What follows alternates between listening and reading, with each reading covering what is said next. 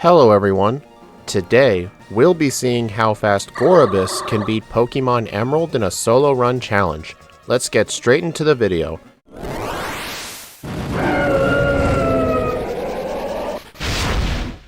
In the previous video, we did Pokemon Emerald with Huntail, and Huntail in my opinion didn't do the best because of its starting move pool, but surely Gorebyss will have a better time, right?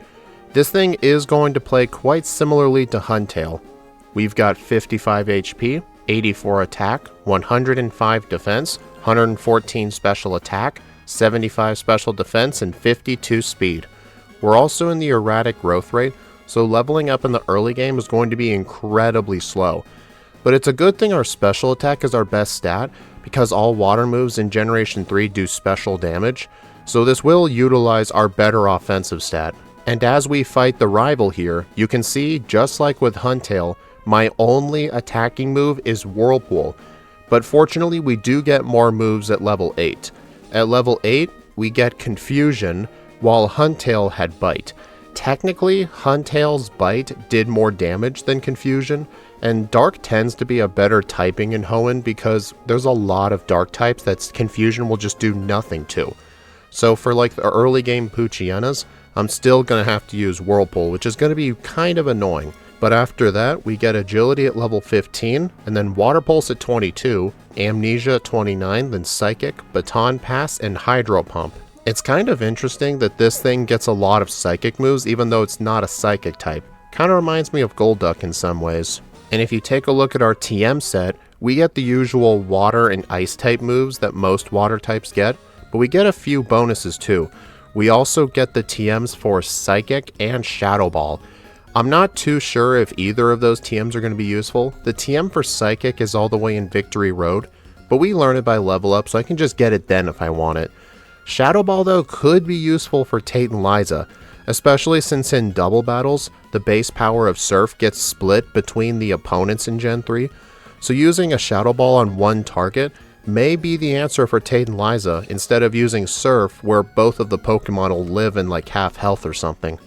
But anyway, this thing's early game is going to have some problems just like with Huntail. I'm going to have to train using Whirlpool to get to level 8. I could also drain all my PP of Whirlpool in order to use Struggle to get to level 8, but sadly enough, even if I get to level 8, I'm still going to have to use Whirlpool on a bunch of the Dark types coming up. In fact, I'm actually fighting this one youngster on the beach. He has a Zigzagoon and a Seedot. I really should not have fought this guy. I still end up winning the fight at around 4 hit points to spare, but I really should have at least gotten Struggle first. I don't know why I kept thinking Whirlpool was a good idea to use on the opponents. Maybe I was just thinking since my special attack's good, Whirlpool is actually going to be decent, but I honestly should have just done Struggle spamming, but either way, I'll get to level 8, learn Confusion, and then I can make my way to Rustboro City. I get the HM for Cut, heal at the center, buy some repels and some extra pokeballs, get myself the Quick Claw because with our low speed, the Quick Claw, at least in the early to mid game, will definitely have its uses. So I'm going to go ahead and equip it right now, do a bunch more training to the east of Rustboro up to Rustboro Tunnel, and once all the training is done, I can go ahead and take on the first gym leader, Roxanne.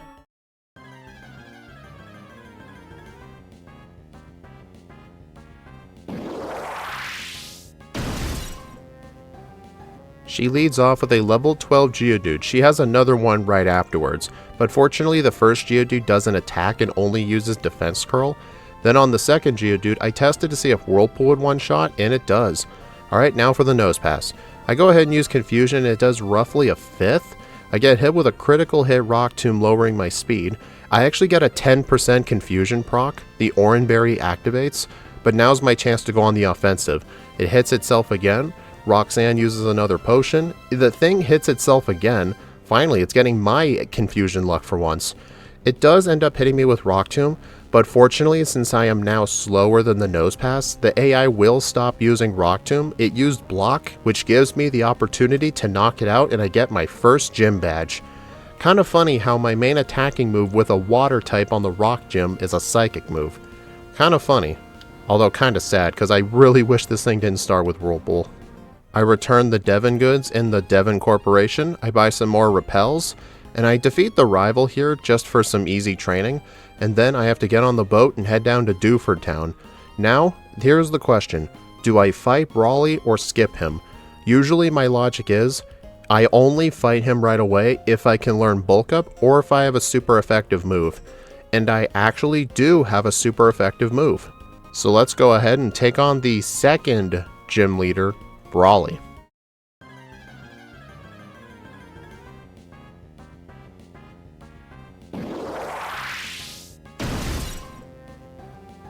He leads off with his Machop. It does outlevel me by 2 because that's just how the erratic growth rate works for you.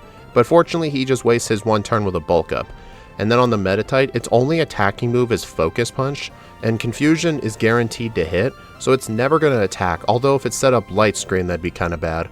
Then for the Makuhita, Confusion does more than half. The Citrus Berry heals half of its health, it hits me with a Vital Throw, I use Confusion, and the Makuhita is down. Man, it's kind of nice when you actually can defeat Brawly at a lower level than his ace. It's kind of nice, but like I said, that's the erratic growth rate for you. However though, the next gym coming up is not going to be a walk in the park. In fact, the next gym is the electric gym leader Wattson, and Huntail had a lot of issues with him, so Gorebyss definitely will too. In fact, my first reset isn't even against Wattson. I'm inside the museum right here. I actually get defeated because I have to defeat the Carvanas with Whirlpool because Confusion's not going to do anything to them. That's one disadvantage Gorebyss has to deal with that Huntail did not because Huntail had Bite. But fortunately on the next attempt I am able to win. I go ahead and defeat all the trainers leading up to Rival 2. I do skip the Trick House for now because I don't think I'm going to need the rare candy inside of here. Let's go ahead and see how the Rival goes. It's fortunate that I always replace the Grass Starter in my runs for consistency, so the Rival will always have the Fire Starter, and for this run that ends up being a benefit because obviously I'm going to have no problems with it. But it's not because of it being weak to Water, it's because of it being weak to Psychic. So, yeah. With the Rival defeated, I defeat the rest of the trainers up to Mauville City. I get to level 22, learn Water Pulse, which is going to be my best stab move now. And now, I'm going to defeat a bunch more trainers in the surrounding area. I believe I'm going to do a similar strat like I did with Huntail, and I'm going to attempt Blackout training on Wattson until I win. Just because having to grind on these low-level trainers with the erratic growth rate really is not going to help things at all. So let's go ahead and start the training.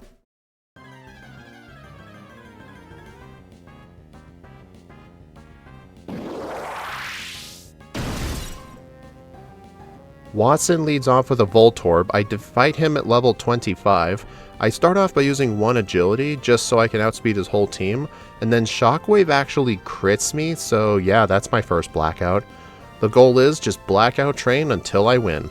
On the next attempt though, I go ahead and use another agility, and then I start spamming Water Pulse. Fortunately, this one gets the 1-shot, and then the Electrike is a 1-shot with Water Pulse.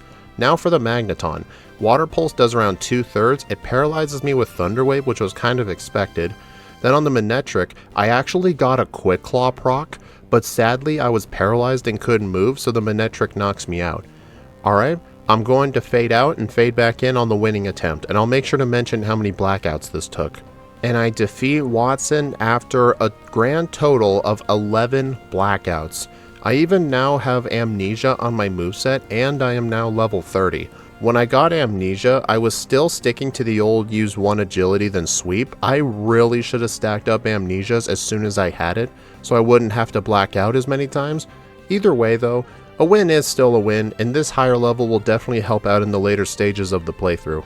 I don't have any problems on the next several routes leading to Fall Arbor Town, then Meteor Falls, then to Verdendurf and up to Mount Chimney, so let's go ahead and skip straight to the Maxi battle. He leads off with his Mightyena. Water Pulse 1-shots it fortunately. I now have the chance to learn Psychic, which I will take in the place of Confusion. Now for the Zubat. Water Pulse is obviously going to destroy it, and do you think Water Pulse is going to 1-shot Camerupt? If you didn't, then you need some help. Okay, let's go fight the 4th gym leader, Flannery.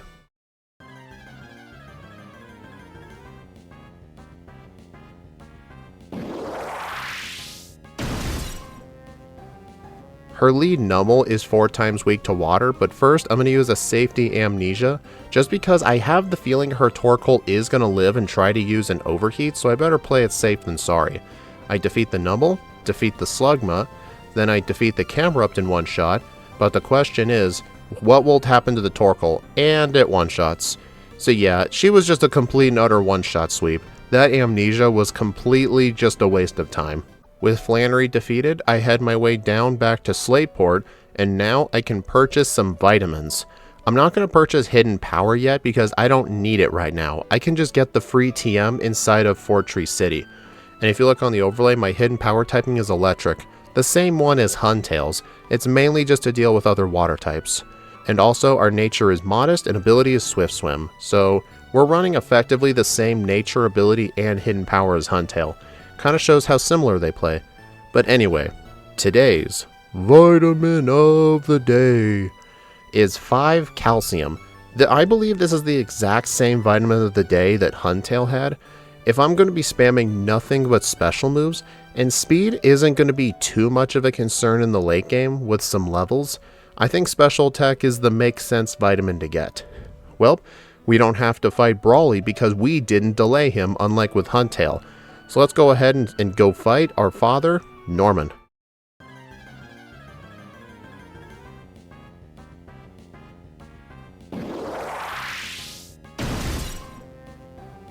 He leads off with Spinda. Unfortunately, I don't outspeed his whole team. His fastest Pokemon has 69 speed, which is not nice in this situation. However though, Water Pulse is barely not able to one-shot and I myself get confused, and then the Vigoroth next lives on 1 HP from Water Pulse 2, which is honestly really irritating. But fortunately on the Linoon, it didn't even get in an attack because it just failed to set up a belly drum.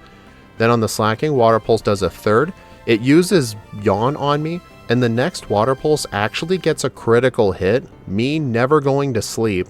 I end up beating Norman on the first try. Okay, that was just really lucky of a win, I'm not gonna lie. And now with Norman defeated, I get my best same type attack bonus move, which is going to be Surf. Now I need to go around the region and get some rare candies, such as the rare candy in Petalburg right here, the rare candy on Route 110, and then I can make my way up to Mauville, and then head east and head all the way up to the Weather Institute. None of these Aqua Grunts give me any problems. I get the Cast Form, and I do steal its Mystic Water. This will give me a 10% boost to all my water moves. So honestly, when I don't think I need a Quick Claw, I'll just hold on to the Mystic Water. Then I completely destroy the rival right in front of Fortree City, and now we can go ahead and take on the 6th gym leader, Winona.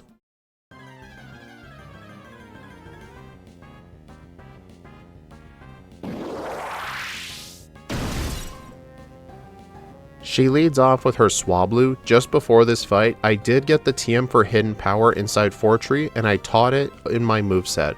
This will be Hidden Power Electric, so it's going to benefit this run a lot, especially for this fight. I defeat her Swablu, her Tropius, and once her Pelipper stops using Protect, although I definitely did a misplay there, I was spamming Psychic on the Pelipper for some reason, completely forgetting I had Hidden Power Electric. Oops. Now for the Skarmory. I go ahead and switch over to Surf, which actually does the one-shot, because Water is one of the few types Steel doesn't resist. Then on the Altaria, Hidden Power Electric does a third. Psychic also does roughly a third. She has an Oranberry for some reason, which I really don't understand. I don't get any special defense drops on the Altaria, but it doesn't matter. Earthquake can't deal enough damage, and the Altaria goes down. So honestly, besides the one reset in the museum, I've been first trying every single major fight. Let's see if we can keep this up going into the next one. We are now approaching the part of the game where I have to just do nothing but the evil plotline stuff. I have to climb Mount Pyre to deal with Team Aqua, head deep inside Mount Chimney to deal with Team Magma, and all of that stuff. And once that's all cleared out, I can head my way to Moss Deep City, just get the area on the fly map, and then I can go surf my way to Pacifidlog for later in the game, and then I can end it off by getting the rare candy, and then I can fly back to Moss Deep City, and let's go see how Tate and Liza do.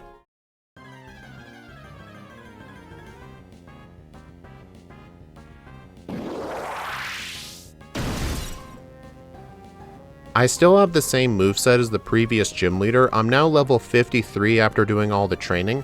I go ahead and use Surf, which surprisingly one-shots the Clay Doll. The Xatu obviously lives though, but I kind of expected that. So now they send out Lunatone next. I go ahead and use another Surf. The Lunatone gets a one-shot, and then the Xatu gets defeated with whatever HP it had remaining. And now, since there's only one Soul Rock on the opponent's team, it will get the full blow of Surf, and Tate and Liza are defeated. Nice. Unlike with Huntail, I didn't get Substitute for the Steven Maxi multi-battle in the space station to block out stuff like Swagger and Confuse Ray, but it's not like I even needed it anyway. I won the fight with more than half of my health remaining, so I really wasn't scared about the fight. So now I've got to go deep in the seafloor cavern, destroy Archie, do some boring legendary plotline. There is way too much of this in Emerald. Now we can go ahead and take on the final gym leader, Juan.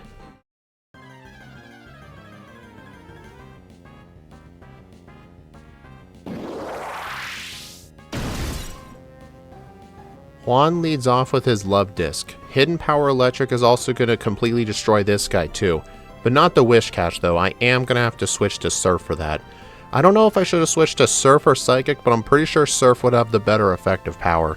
And then on the Celio, Hidden Power Electric one-shots it, as well as the Crawdunt.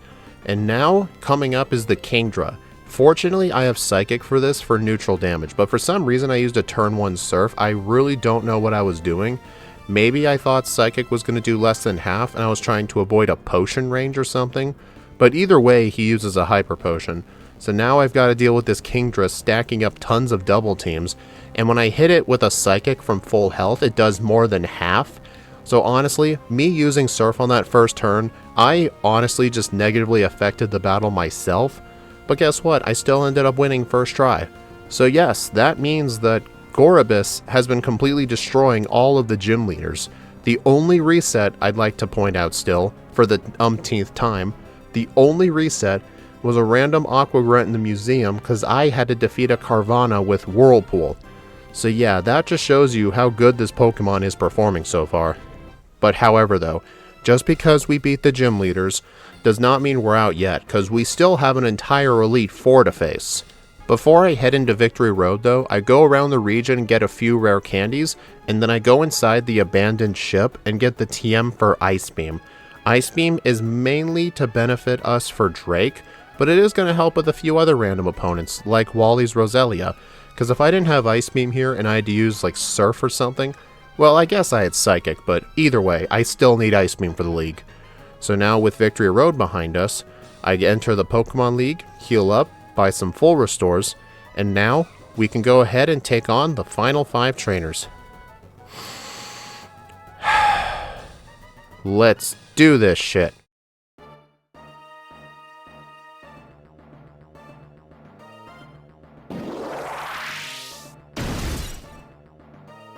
The first Elite Four member is Sydney, the user of Dark types. I do have Substitute. I got this move just before I entered the league, and I replaced Amnesia for it. This is mainly to block Mightyena's Sand attack, as well as some other threats coming up, including Phoebe's Dusclops' Curse attack. Fortunately though, with the Substitute up, in addition to Ice Beam, I just completely destroy Sydney's entire team. Next up is the Ghost-type Elite Four member, Phoebe.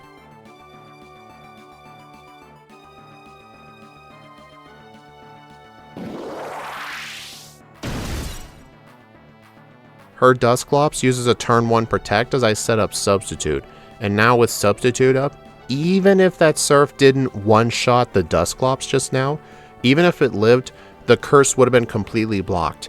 But here's the thing, if the first Dusclops is a one-shot, surely everything else will be a one-shot, right? Including the final Dusclops?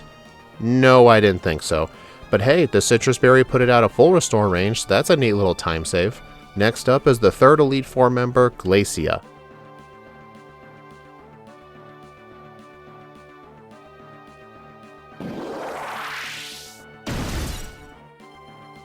My strategy for her is pretty simple. Hidden Power Electric the Celios in the Wall Rain, and then Surf the Golalies. Hidden Power Electric one-shots the Celio. I used it on the other Gorebyss by mistake, and I get hit with Icy Wind, lowering my speed, which isn't going to be that helpful to me. So now I go ahead and use Hidden Power Electric on the second Celio, and surprisingly it actually lives in red health, which I was not expecting.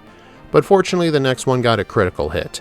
Now on the Gorebyss, I actually switch over to Surf this time. I get hit with Ice Beam, Surf does the one shot, and now for the Wall Rain. Hopefully Hidden Power Electric does at least half, hits me with Ice Beam getting a crit, and it actually gets a crit?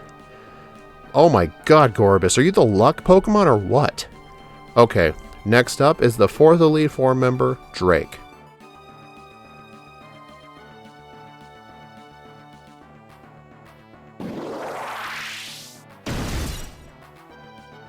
Whenever you do a solo run of Pokemon Emerald and you have anything that can learn either Ice Beam, Blizzard, or you use Hidden Power Ice, Drake is barely even a challenge.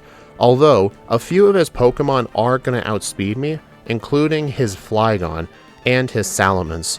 But fortunately though, what are they even going to do? It's not like they have Thunderbolt or anything. Although his Kingdra does try to be annoying, because since I no longer have Psychic, I now have to try and defeat it with Ice Beam, but fortunately Ice Beam has the range to be a two-shot. So now with Drake defeated, all we have left for this part of the playthrough is the champion of Hoenn for Emerald version, Wallace.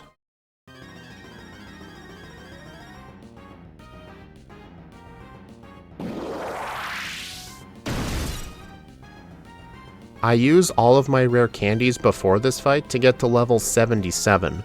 I have 146 speed, so now I can outspeed every single threat for the rest of the playthrough. And in that time, I defeated the Whale Lord. I actually used Ice Beam on Ludicolo. I got a freeze, so it's not going to use like Double Team or anything. But honestly, even if I didn't get the freeze, I was still going to defeat it, unless it was going to use a turn 1 Giga Drain, which I kind of doubt. He really loves spamming Double Team and Leech Seed. So now on the Tentacruel, I try and defeat it with Hidden Power Electric, but that thing's special defense is a beast, so it is going to take a few tries. Then on the Milotic, I set up Substitute to try and block any incoming Toxics. He does end up using Surf on me though, but it doesn't break the sub. I defeat the Milotic, one-shot the Whiscash with Surf, and last up is the Gyarados. I don't make the stupid mistake I made with Huntail and use Surf on it instead of Hidden Power. And now, I have first tried Wallace.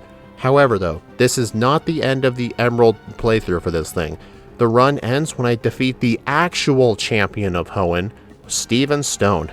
So let's go ahead and take him down.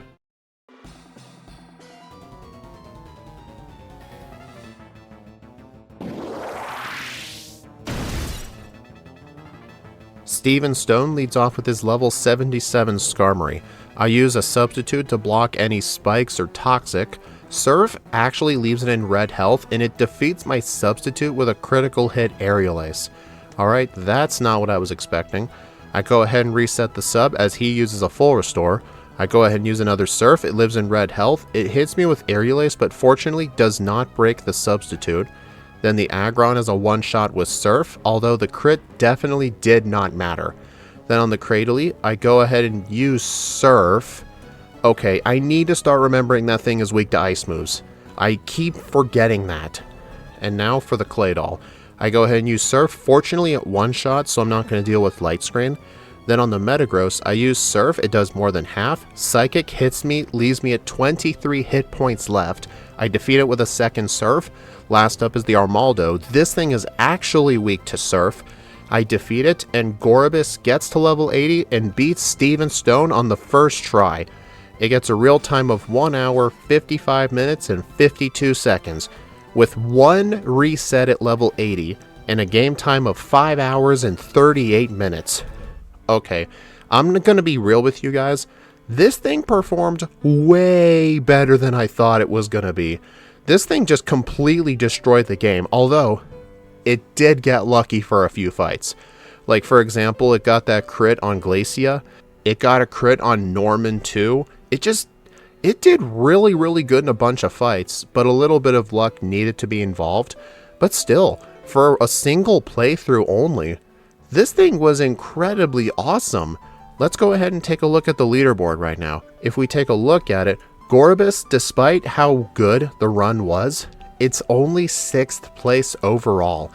It's faster than Huntail by around 7 minutes, which I honestly kind of expected because special attackers tend to be better than physical attackers even without setup moves. However though, right above it are mainly the legendaries like Rayquaza, Jirachi, Groudon, Kyogre, and a Breloom, because Breloom is surprisingly good in Emerald, especially with Bulk Up. It's a shame it doesn't get Spore though, only Shroomish gets Spore. But anyway, 6th place on the leaderboard's quite nice, and check it out, 6th, 7th, and 8th are all water types. So I get the feeling that water types are going to be kind of a mid-typing in Emerald, but I'll need to do more runs to figure that out. Ignore Kyogre. Kyogre is just a beast on its own. But anyway, I hope y'all enjoyed this Emerald video. Please like, comment, subscribe if you want to see more, and be sure to follow me on my socials or support me through YouTube memberships. All YouTube members get access to all the patch files for all the backported solo runs we've ever done on stream. That'll be it for Emerald this week. Next week, we'll be doing Pokemon Black version. We're going to be running 2 very interesting Pokemon I've always wanted to play with. We're going to be doing Braviary and Mandibuzz. I'm really looking forward to see how those are going to do. The first one we're going to do is Braviary and then Mandibuzz right afterwards. But anyway, thank you all for watching and I will see you all in the next video.